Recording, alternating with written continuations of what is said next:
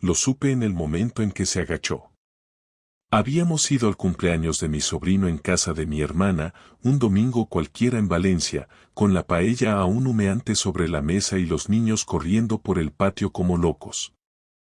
Y ahí estaba ella, Beatriz, mi mujer desde hace 8 años, con una falda que jamás se pondría para un evento familiar. Demasiado corta. Demasiado ajustada. Y no llevaba bragas.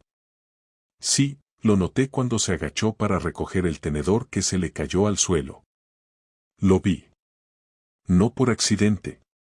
Fue como una escena en cámara lenta. Su falda subió más de lo normal, y aunque trató de disimularlo, nuestras miradas se cruzaron y lo entendí todo. No fue excitante. Fue como una puñalada en el estómago. Como si algo en mí dijera, esto no es para ti. Ella jamás iba así vestida a casa de mi familia. Nunca. Mi madre se dio cuenta también. Me miró, arqueó una ceja y murmuró, «Vean, ¿no se ha pasado un poco con el modelito?» Fingí reírme. No podía decirle que acababa de ver más de mi mujer en un segundo que en todo el último mes. Pero no fue solo la falda.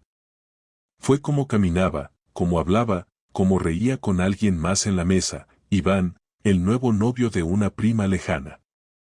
Un tipo de gimnasio, camiseta apretada, sonrisa de anuncio y cero respeto por las miradas ajenas. Desde que llegó, Bea no dejó de mirarlo. Ni una vez.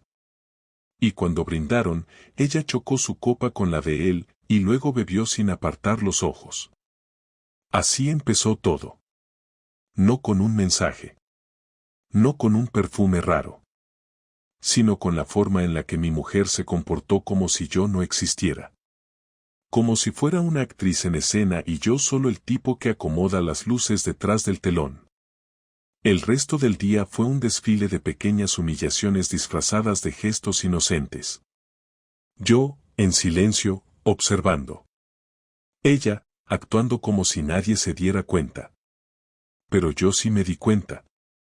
Y te juro que ese fue el principio del fin.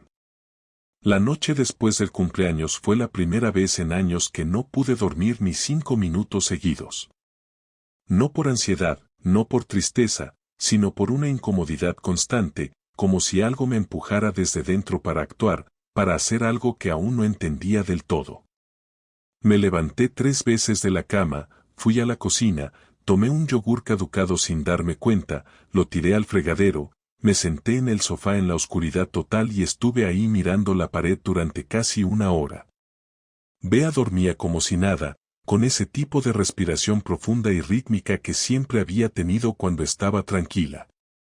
Me acerqué a la puerta del dormitorio, me quedé parado, observando la silueta de su cuerpo bajo la sábana, y por un momento sentí ganas de despertarla solo para mirarla a los ojos y preguntarle si lo que yo había sentido era real, si lo que vi fue lo que realmente creo que fue, si lo estaba soñando. Pero no lo hice. No tenía pruebas, solo una sensación en el estómago, una incomodidad que no desaparecía y que me empujaba a desconfiar. A la mañana siguiente me desperté tarde, más de lo habitual para un lunes, y ella ya se había ido. En la nevera había una nota en la que decía que saldría tarde del trabajo porque tenían una reunión importante con un cliente. Lo leí 3 veces, no porque dudara de las palabras, sino porque algo en la forma en la que estaba escrita me pareció demasiado pensado, como si hubiese querido dejar claro desde el principio que no estaría en casa temprano. La letra era la suya, con esa manía de hacer las O's más grandes que el resto de las letras, pero el mensaje no parecía natural. Lo guardé en el cajón de los cubiertos y me fui al trabajo como siempre, pero esa nota se me quedó pegada a la cabeza todo el día. Durante la jornada no me concentré en nada. Fui incapaz de seguir una conversación, de prestar atención a los correos, de escuchar a mi jefe sin pensar en la falda, en la forma en que Bea se movía, en la sonrisa que le lanzó a ese idiota con cara de modelo. No era celos, era algo más concreto, más feo. Era la idea de que algo estaba ocurriendo y yo había sido el último en enterarme. En el trabajo me inventé una excusa para salir antes, apagué el ordenador a las 5:30 y fui directamente al garaje. No tenía ni idea de lo que iba a hacer, pero conduje hasta las oficinas donde trabajaba Bea. No quería espiarla, no quería hacerme daño, solo necesitaba confirmar si mi cabeza se estaba yendo por caminos absurdos o si de verdad había algo oculto. Llegué a su trabajo a las 6:30, me estacioné cerca, bajé la ventanilla y me quedé esperando como un imbécil.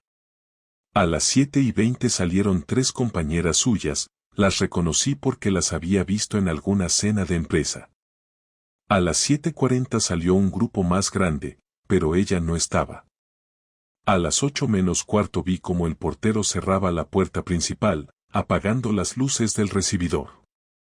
Esperé 15 minutos más, luego otros 10. A las 8:30, mi estómago empezó a doler. No había nadie. Ella no estaba. No había reunión. No había cliente. No había trabajo. Regresé a casa sin saber si tenía ganas de gritar o de llorar. Al llegar, su coche no estaba. Entré sin encender la luz, dejé las llaves sobre la encimera y me senté otra vez en el sofá. A las 9:15 escuché el ruido del motor. La puerta del garaje se abrió, la escuché aparcar, bajarse, abrir la puerta principal con total normalidad, colgar las llaves como si nada. Álvaro, gritó desde la entrada. No contesté. Se asomó al salón, me vio en la oscuridad, encendió la luz y dijo, ¿estás bien? ¿Por qué estás así? ¿Dónde estabas? Pregunté sin levantar la voz. Ella se quedó quieta, mirando al suelo 2 segundos y luego dijo, la reunión se alargó, fuimos a tomar algo con el cliente. Me levanté. Caminé despacio hacia la cocina, abrí el cajón, saqué la nota y la dejé sobre la mesa. Esto no lo escribiste para mí, ¿verdad? Me miró, fingió sorpresa, levantó los hombros. ¿De qué hablas? Claro que sí. Me acerqué. Estuve en tu trabajo. No hubo ninguna reunión. Nadie salió después de las 8:15. Te esperé más de 1 hora. Se quedó en silencio. Ni siquiera intentó inventar algo. Solo me miró y dijo, ¿fuiste a espiarme? Ahí fue cuando sentí algo dentro de mí romperse, no porque me lo confirmara, sino porque ni siquiera tenía la decencia de sentirse culpable. Me acusaba de haber dudado de ella, como si eso fuera peor que lo que acababa de hacer. No le grité. No insulté. Solo dije, te lo pregunto una vez. Si me mientes, será la última, ¿estás con alguien más? Ella bajó la mirada, respiró hondo, y respondió, no estoy con nadie. Solo necesitaba tiempo para mí. Me reí. No por burla, sino por el absurdo. Sin bragas. En una fiesta familiar. Flirteando con el novio de mi prima. Reuniones falsas. Y ahora esto. Beatriz se sentó, cruzó los brazos y dijo, no tienes pruebas. No hay nada. Entonces lo supe. No hacía falta verla acostándose con otro. Lo vi en sus ojos, en su forma de defenderse. Lo vi en su silencio, en su frialdad. No tenía pruebas, pero ya no las necesitaba. Al día siguiente apenas cruzamos palabra. Me fui al trabajo temprano sin hacer ruido y regresé más tarde de lo habitual solo para evitar estar en la misma habitación con ella. Cuando llegué, estaba sentada en el sofá viendo una serie, como si la noche anterior no hubiera pasado, como si nada estuviera roto, como si yo no hubiese dejado claro que sabía que algo ocurría y que ya no tenía intención de hacerme el ciego. Pasé por delante sin saludar, fui directo a la cocina, saqué una cerveza de la nevera y me senté en la terraza con la puerta cerrada. Encendí un cigarro aunque hacía meses que no fumaba. Necesitaba tiempo para pensar, pero cada vez que pensaba en lo que vi en sus ojos la noche anterior, me costaba controlar las manos. No por miedo, ni por tristeza, sino porque sentía que ella me estaba retando a descubrir la verdad, como si su frialdad fuera una provocación deliberada. Durante la noche siguiente me pregunté si tenía derecho a gritarle, a empujarla, a exigirle nombres, fechas, lugares.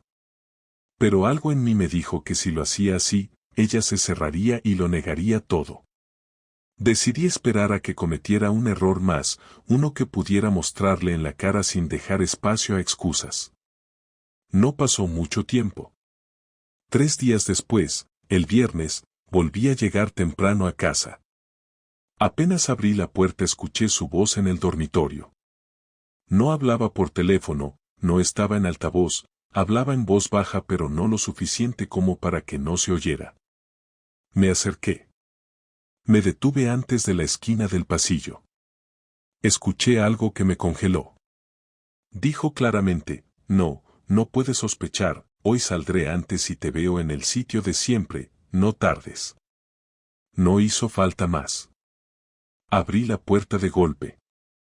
Ella estaba de pie, con el teléfono en la mano, sin maquillaje, con ropa de casa, y su expresión al verme fue exactamente la que esperaba, sorpresa, miedo, y luego fastidio. Colgó sin decir nada, me miró fijo y dijo lo que muchas mujeres dicen cuando saben que han sido pilladas, ¿me estás espiando? La miré sin pestañear. Cerré la puerta, caminé despacio hasta ella, y le dije con una calma que ni yo entendía, dímelo ahora, sin rodeos, ¿con quién estás saliendo? Ella negó con la cabeza, se giró como para alejarse, pero la tomé del brazo sin apretarla. Me miró. Sus ojos no mostraban remordimiento, solo rabia. No tienes derecho a interrogarme, no eres mi dueño, me dijo. Le solté el brazo. Caminé hasta la puerta del armario, la abrí y señalé su bolso. Si no tienes nada que ocultar, déjame ver tu móvil. Cruzó los brazos. No voy a permitir eso, no eres un policía. Me reí. No, soy el idiota que te ha mantenido 8 años creyendo que esto era real. Se quedó callada. Su respiración era más rápida, y por un momento pensé que diría algo sensato. Pero no. Se giró hacia la cama y dijo, mira, Álvaro, estoy cansada de fingir. Lo nuestro se acabó hace tiempo, tú y yo vivimos juntos pero no como pareja. Yo necesito sentirme viva, y tú estás siempre encerrado en tus rutinas, en tu trabajo, en tus silencios. Yo no quería que lo supieras así, pero ya que estás tan empeñado en arruinarlo todo, pues sí, estoy viendo a otra persona. Y no es Iván, es alguien que me escucha, que me toca, que me hace sentir lo que tú ya no sabes darme. La escuché entera sin decir nada. Sentí calor en las orejas, presión en el pecho, un temblor en las manos. Me acerqué al escritorio, abrí el cajón y saqué el álbum de fotos que teníamos de nuestro último viaje a Sevilla, solo el año pasado. Se lo puse delante. ¿Esto era mentira?, le pregunté. Lo abrió, lo miró 2 segundos, lo cerró. Eso fue bonito mientras duró, respondió. Pero ya no siento nada por ti, Álvaro. Y sé que tú tampoco, solo estás dolido por el orgullo. No te importo yo, te importa que te hayan quitado algo que creías tuyo. Ahí perdí el control, no de forma violenta, pero sí emocional. Golpeé la mesa con la palma abierta, tan fuerte que los vasos temblaron. Tú eras mía porque te elegí, porque aposté por ti, porque renuncié a todo por esta familia, grité. Y tú decides que te falta emoción, que te falta vida, y en lugar de hablar, de luchar, te vas con otro como si nada. Ella me miró sin moverse. Lo siento si te duele, pero no pienso vivir una vida vacía solo por costumbre. Te juro que intenté arreglarlo, pero tú no estabas. Nunca estás.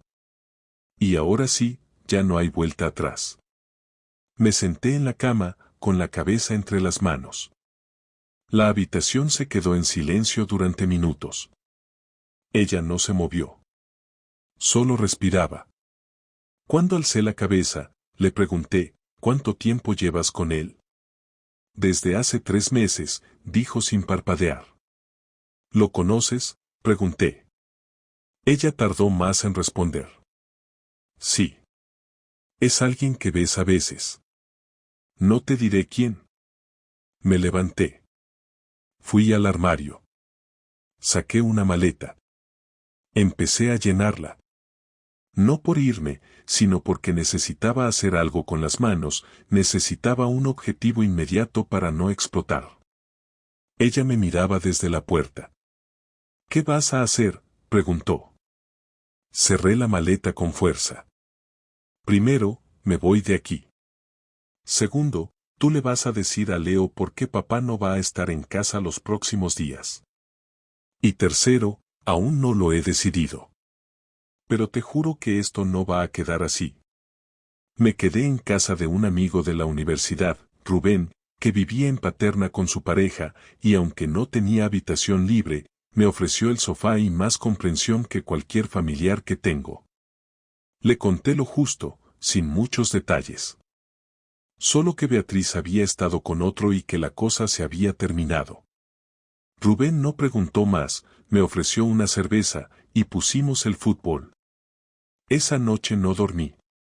No por tristeza, sino porque ya había tomado una decisión. No iba a llorar, no iba a rogar, no iba a esperar que ella recapacitara. Quería que sintiera en la piel todo lo que había provocado. Quería que no pudiera pasar una semana sin que el pasado le recordara lo que había hecho, sin que el aire se le hiciera pesado al mirar atrás.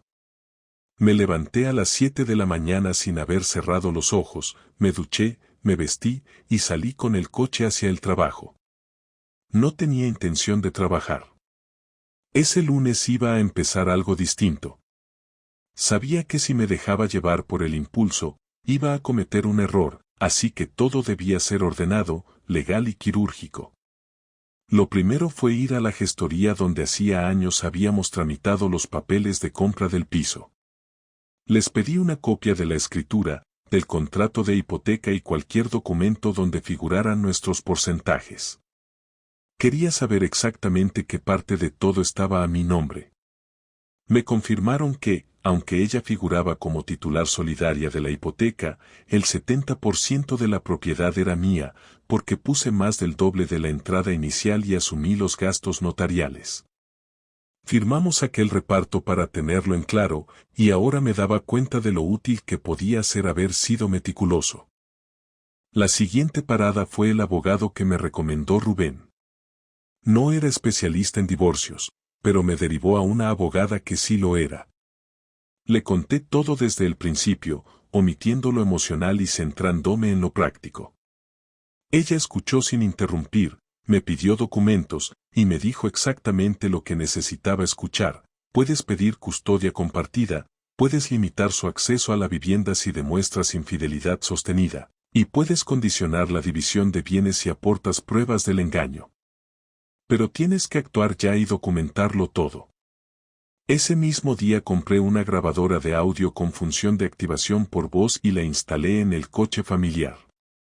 También instalé una cámara de vigilancia camuflada en el salón de casa, sabiendo que Bea no iba a sospechar nada porque no entendía de tecnología ni sabía qué modelos teníamos instalados. La mayoría de nuestras cámaras eran falsas, compradas en Amazon para dar la apariencia de seguridad, pero esta era real y grababa en bucle con tarjeta SD. No tuve que esperar mucho. 2 días después, mientras yo estaba oficialmente en el trabajo, la cámara grabó a un tipo entrando al salón a las 11 de la mañana. Alto, moreno, cara de gimnasio y camiseta apretada. Bea le abrió la puerta en bata, lo saludó con un beso en la boca y lo invitó al dormitorio.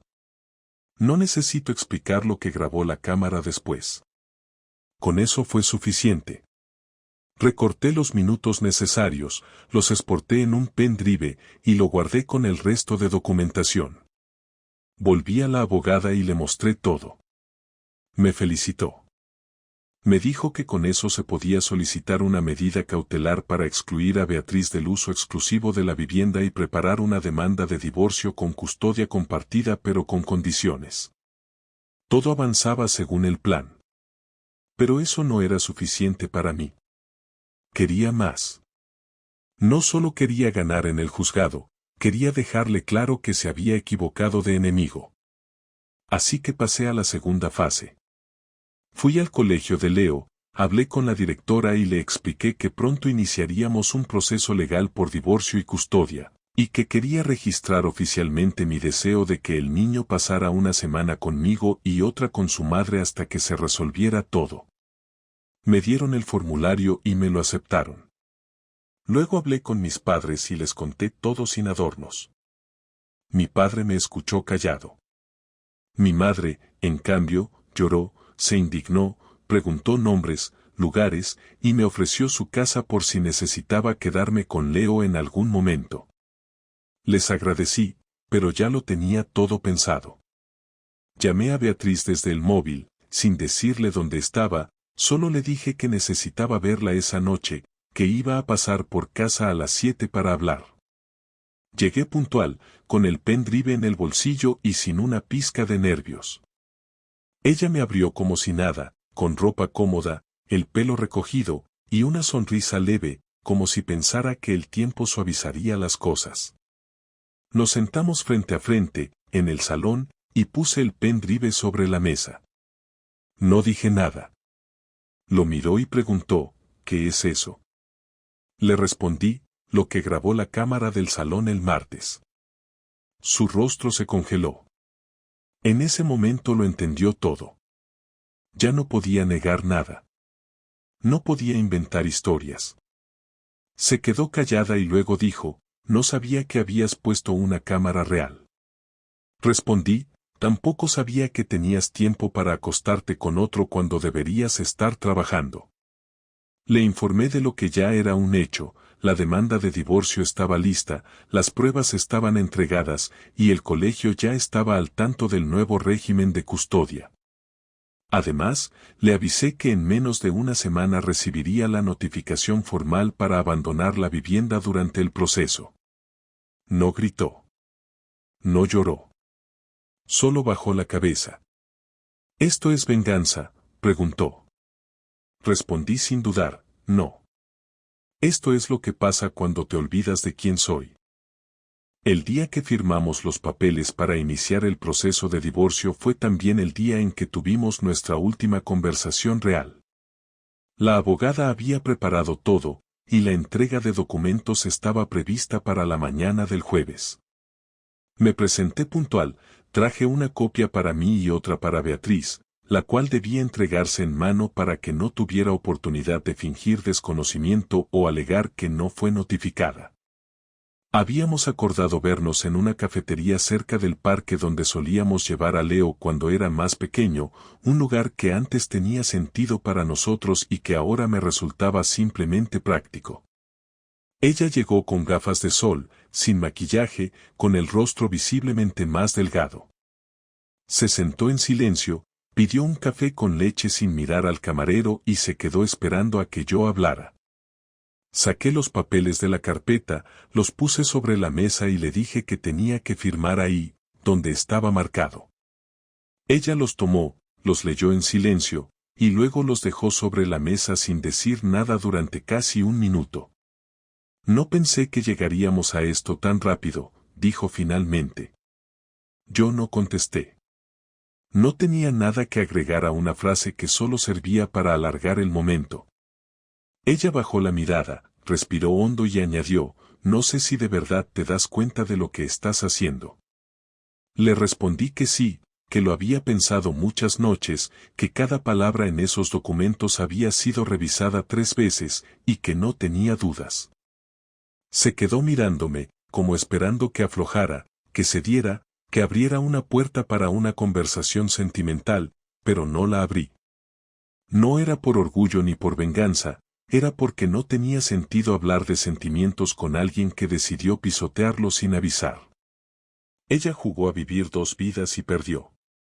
Ahora tocaba que asumiera las consecuencias, como yo había asumido el dolor sin una sola lágrima frente a ella. Pasaron unos segundos más, luego levantó la cabeza y habló, esta vez sin el tono de víctima. Te juro que no lo hice por hacerte daño. Me sentía sola, ignorada, invisible. Tú llegabas a casa, saludabas al niño, cenábamos y te encerrabas en el portátil. Yo necesitaba algo más, algo que no estaba encontrando en esta casa. Le respondí sin levantar la voz, mirándola a los ojos, ¿y te acostaste con otro para encontrarlo? Porque eso fue una decisión, no una consecuencia. Ella tragó saliva, asintió con la cabeza y murmuró, no te lo niego. Fue una decisión equivocada. Pero no todo lo que pasó en esta casa era culpa mía. Esa frase fue la que me hizo sentir que, por primera vez, estábamos hablando de verdad. No para justificar, no para manipular, sino para poner sobre la mesa lo que ninguno quiso decir antes. Le dije que tal vez tenía razón, que yo también fallé en muchas cosas, que fui incapaz de notar su desconexión, que me volví rutinario, cerrado, obsesionado con mantenerlo todo funcionando sin ver que ya no había nada que mantener. Ella se sorprendió al escucharme decir eso, como si esperara solo reproches. Pero después de todo lo que pasó, yo ya no tenía rabia. Solo quería entender, cerrar el capítulo sin dejar hilos sueltos. Le pregunté si lo seguía viendo. Ella respondió que no, que después de lo que ocurrió y del escándalo en casa, se había dado cuenta de que no era más que una distracción, una ilusión temporal, una manera de evitar enfrentar sus frustraciones. Me dijo que ese tipo había desaparecido en cuanto supo que yo había iniciado acciones legales. Ni siquiera me contestó el último mensaje, confesó con una mezcla de vergüenza y resignación. Le pregunté si alguna vez pensó en terminarlo antes de que yo lo descubriera. Dijo que sí, que lo pensó varias veces, pero que no tuvo el valor, que esperaba que yo descubriera algo para que así se rompiera sin que ella tuviera que tomar la decisión. Ahí entendí muchas cosas. No solo me había traicionado, sino que también había querido que yo hiciera el trabajo sucio de romper la relación. Me usó como excusa para no ser la mala. Le dije que todo eso ya no importaba, que no le deseaba mal, que no iba a hablar mal de ella con Leo ni con nadie, pero que necesitaba que ella también dejara de presentarse como víctima. Le pedí que enfrentara a nuestra familia con la verdad, que no pusiera excusas baratas cuando mis padres o nuestros amigos preguntaran. Ella me prometió que lo haría, que iba a asumir lo que pasó sin disfrazarlo. No sé si le creí del todo, pero en ese momento ya no tenía sentido seguir juzgando sus palabras. Me limité a decirle que íbamos a organizarnos para que Leo sufriera lo menos posible, que haríamos el calendario de custodia de forma equilibrada, y que los gastos del colegio y las actividades extraescolares los dividiríamos sin discusión. Ella aceptó todo sin objeción.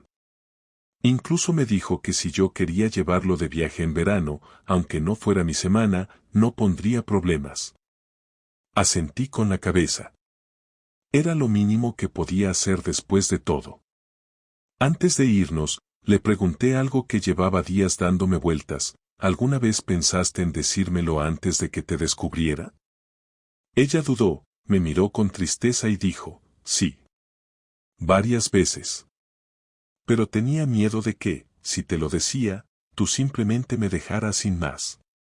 Que no hubiera más conversación.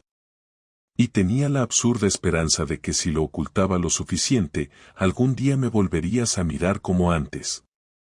No supe qué responder. Pagamos la cuenta, nos levantamos sin abrazos ni despedidas, y cada uno se fue por su lado. No hubo lágrimas, ni dramatismos, solo una calma incómoda que dejaba claro que lo que fuimos ya no existía. El proceso duró 5 meses.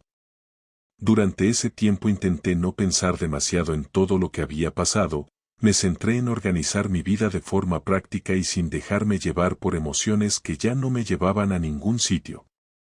Me mudé a un piso más pequeño, cerca del colegio de Leo, con una habitación para él y otra para mí. Le compré su propia cama, su escritorio, sus juguetes favoritos y hasta una cafetera de cápsulas porque decía que quería preparar mi desayuno como si fuera un barista. Cada semana que pasaba con él era tranquila, sin tensión, sin discusiones, sin silencios incómodos.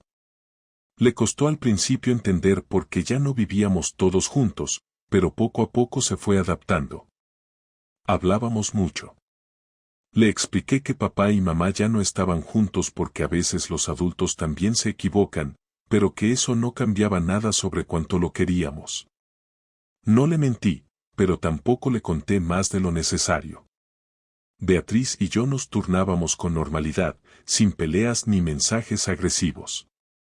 El calendario era claro y lo respetábamos. Incluso hubo semanas en que ella me pidió intercambiar días porque tenía trabajo, y yo acepté sin poner pegas. Durante esos meses también terminé de cerrar todos los asuntos legales. La casa quedó a mi nombre, pero acordamos que ella podía vivir ahí con Leo durante sus semanas de custodia siempre y cuando se hiciera cargo de los gastos. Vendimos el coche que compartíamos y nos dividimos el dinero sin conflictos. Ella conservó algunos muebles, yo otros. Fue todo muy limpio, casi demasiado civilizado para lo que había ocurrido. A veces me preguntaba si eso era una señal de madurez o simplemente una forma de disfrazar la culpa que ambos sentíamos por diferentes razones. La gente suele pensar que después de una traición viene una guerra abierta, pero a veces lo que queda es un vacío tan grande que ni siquiera hay fuerza para pelear. Solo quieres terminar el trámite y seguir con tu vida. Empecé a ver a alguien un par de meses después de firmar el divorcio. Nada serio, solo una mujer que conocí en el trabajo, separada también, con una hija adolescente. Salimos a cenar, hablamos de cosas normales, sin necesidad de explicar demasiado el pasado. Fue raro al principio volver a estar en una cita después de tantos años, pero no me sentí fuera de lugar. Me di cuenta de que no tenía miedo a volver a empezar, solo rechazo a repetir errores. Con ella las cosas eran simples. Me preguntaba cómo me sentía y no intentaba analizarme. No quería jugar a reconstruirme ni ofrecerme un refugio emocional. Solo quería compañía y eso era exactamente lo que yo estaba dispuesto a dar. Una tarde, mientras tomaba café con mi padre, él me preguntó algo que nadie me había dicho hasta ese momento: ¿estás bien de verdad o solo estás aguantando? Le dije que ya no me dolía, que no pensaba en Beatriz ni con rabia ni con nostalgia, que lo único que me preocupaba ahora era estar presente para Leo y no perderme ni un solo momento de su crecimiento. Me miró, asintió, y dijo: entonces has salido entero. Y sí, creo que fue eso. Salí entero. No indemne, no ileso, pero entero. Aprendí a escuchar más, a hablar menos, a no suponer, a no ignorar las señales. Aprendí que incluso las personas más cercanas pueden cambiar sin avisar y que no sirve de nada idealizar una relación solo porque hay historia detrás. Aprendí que estar con alguien debe ser una elección constante, no una obligación acumulada. No volví a hablar de lo que pasó con Beatriz. Ya no tenía sentido. Ella rehizo su vida, empezó a salir con otro hombre unos meses después, alguien aparentemente más estable. Leo lo conoció, y aunque al principio le costó, poco a poco se fue adaptando. No me gustó saberlo, pero tampoco hice un drama. Mientras él esté bien, lo demás me da igual. Nunca he hablado mal de ella frente a él, ni lo haré. Lo que ocurrió entre nosotros es asunto de adultos. Lo que importa ahora es que él sepa que puede contar conmigo siempre, que no importa dónde esté ni con quién esté su madre, su padre va a estar ahí. Ese ha sido mi mayor compromiso y el único que mantengo sin condiciones. Hace poco fue el cumpleaños de Leo. Cumplió 7 años y quiso hacer una fiesta en el parque con todos sus amigos. Beatriz y yo la organizamos juntos. Hablamos por teléfono, coordinamos los detalles, compartimos los gastos, y pasamos la tarde en el mismo espacio sin discutir ni fingir nada. No hubo reproches, ni miradas incómodas. Solo éramos dos adultos que compartían un hijo y que sabían perfectamente que ya no compartían nada más. Cuando terminó la fiesta, ella se fue con él y yo me quedé recogiendo algunas cosas con ayuda de Rubén, el mismo amigo que me dio sofá al principio de todo esto.